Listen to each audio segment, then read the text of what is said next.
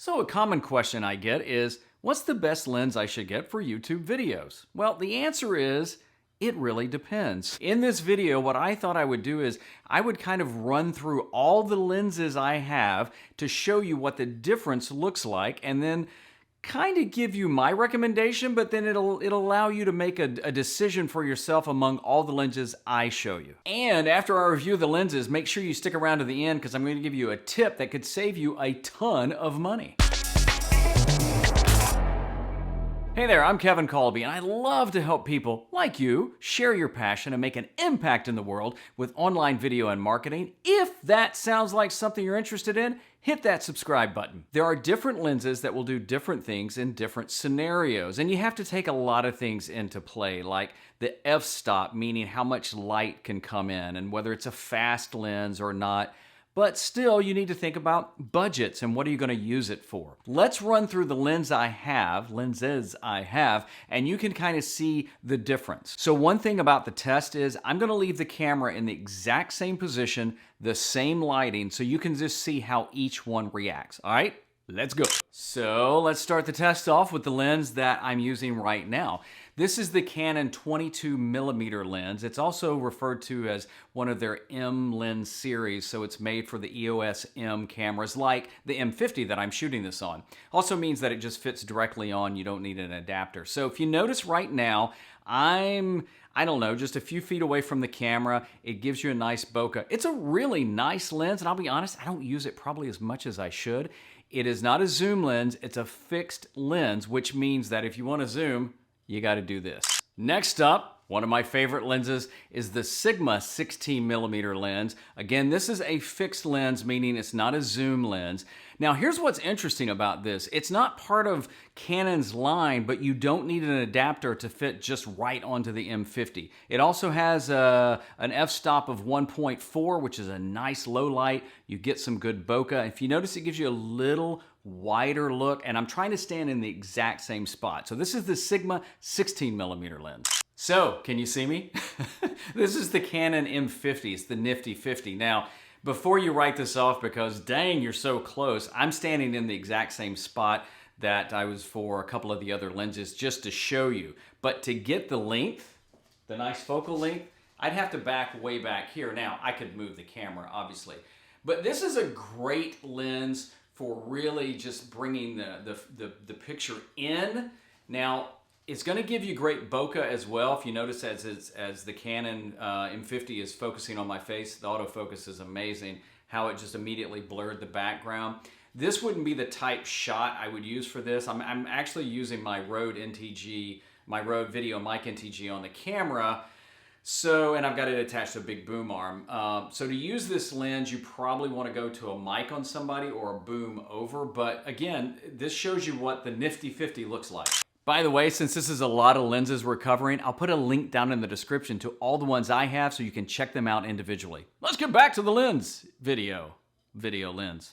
So this is the Canon 40mm. Now, I'll be honest, I don't remember when I bought this and probably got all excited about it. I think I've used it one or two times. It has an f-stop of 2.8. Now, I've had to bump the ISO up a little, which is something to know that what I love is shooting with the lowest possible f-stop. So I can control the light more, but this now has me bumped up to 400 on the ISO. Again, I haven't adjusted my light. I'm standing as pretty much in the same position. I'm not quite as far back as I had to go with the 50mm, and I'm not as close in as I was on, say, like the 22mm and the 16mm. But not a bad lens. It doesn't give you all the wide. Do you need the 40 and the 50? Probably not. But anyway, this is the Canon 40mm lens, and it's a fixed lens, it's not a zoom lens. This is the Canon 24mm lens. This has an f-stop of 2.8. Right now I've got the ISO at about 400. And this is a great lens. It gives you a little wider perspective. Again, I'm standing in about the same spot I was standing with the 22 and the 16mm.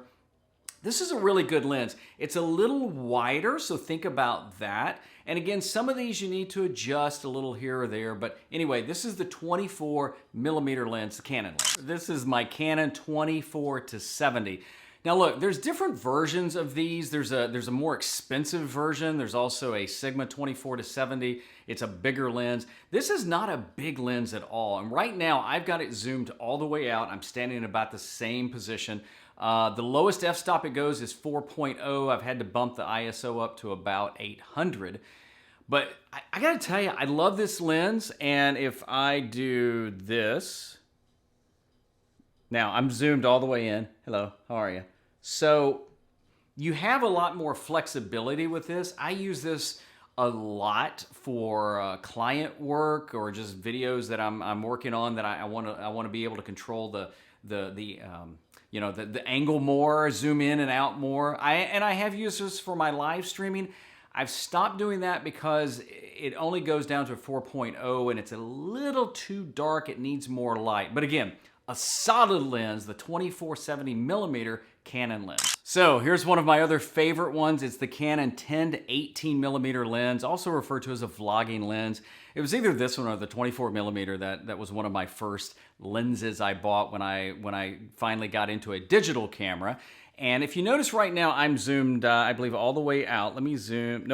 Nope, there's all the way out. In fact, you can even see the microphone right here hanging off the camera. So that's an extremely wide view. That's at 18. This is zoomed all the way in. I'm actually been using this now for some of my live streams so I can get that. Here's the only hiccup with this lens. It is not a low light lens. The lowest f-stop is 5.6, which right now I've got the ISO bumped up to 1600, which still looks good, but it's just something you need to know. But if you're vlogging, this is a great lens. It's not that expensive. You've got some control over your focal depth.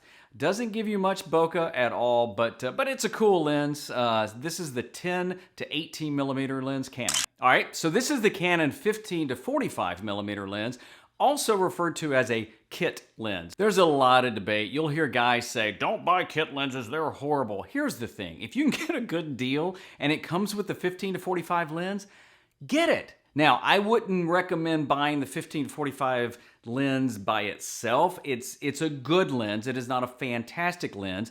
Has an f-stop of 4.0. I'm shooting this at ISO 800. I could bump it up just a little, but you've got a zoom on it. So if I zoom just a little here, I'm zoomed all the way out, not quite as wide as like the 10-18. That's zoomed all the way in. And so right there, I'm not sure what distance this is. Look, this is a really good lens though. Don't let anybody fool you. I've done client work with this. I've done personal projects. So if you've got an opportunity to buy a Canon M50 and it comes with a 15-45mm lens, grab it. Okay, this is the Canon 55-200mm lens. Again, it's also part of their M series. It's made to really fit the EOS M camera, so it doesn't need an adapter. I'll be honest, I bought this because I was shooting a wedding for some friends of ours and I needed a nice telephoto throw and I didn't want to spend a lot of money. I think I've used this camera all of twice in my life, but now I am way backed up. So I'm standing right now where I've stood for most of the lenses, and this is at the 55mm lens. So I'm going to go all the way to 200. I don't even know if I can get in the shot. Yeah, see, I can't even get in the shot. So this, just imagine though, this is it's an okay telephoto lens. I'm back all the way up now. It's also comes in at 4.5 on the f-stop. I've got it at 1000 ISO.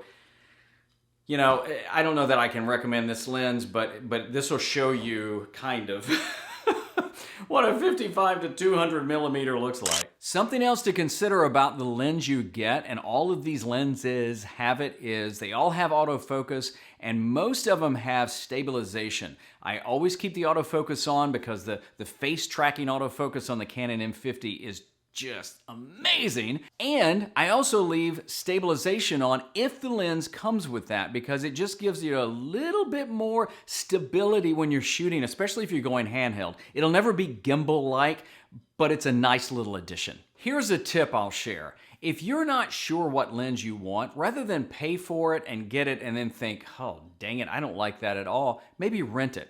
There's some rental places online. There's probably local camera shops that you could talk to. I've rented one for a friend before, and I'll be honest, it wasn't that expensive. What that does though is you can try it out, shoot with it, and decide whether you like it or not before you buy it. So what is the best lens for you for YouTube videos? Depends on your budget. It depends on how many lenses you really need. And then I would even think beyond YouTube to other projects like client projects or personal projects or travel. I mean, I'll be honest, traveling with a ton of lenses is a pain in the camera bag. But my question for you is, of all the lenses I showed you, which lens did you like the best and why? Let me know down in the comments. And if you want to check out some other cool videos about video, check out one of these videos on the screen. I'm Kevin. Have a great day. See you in the next video.